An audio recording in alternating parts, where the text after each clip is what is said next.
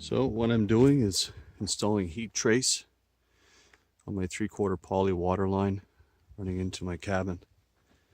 So I ordered 40 feet of the heat trace, and it's safe. You gotta check the directions and the installation guide and ensure that you're installing it properly. Make sure that it is safe on plastic pipes like the poly pipe that I'm using here. And you run it all the way along on the bottom. And my line is going to be in 4-inch pipe, and it's going to be down 5 feet below the ground level, and it's 40 feet all the way to the tank in the ground and the pump box.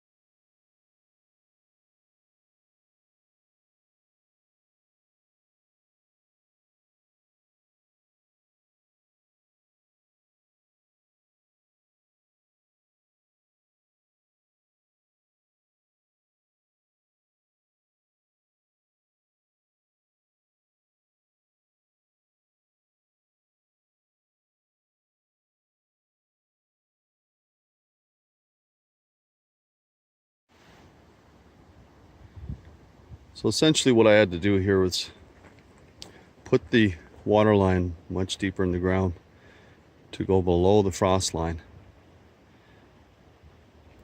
So as you seen earlier in the video, I used the 4-inch sewer line and I ran my 3/4 poly through that with the heat trace attached.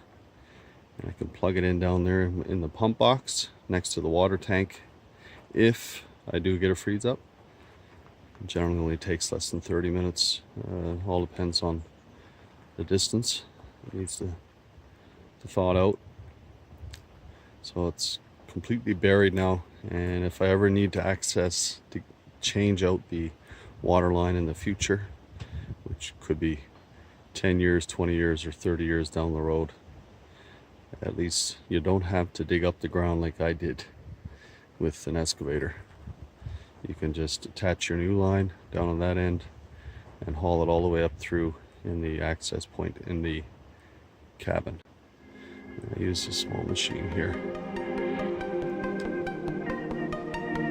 As you can see, everything that I had dug up and piled up, even the stone that I had down previously, that's all back in place.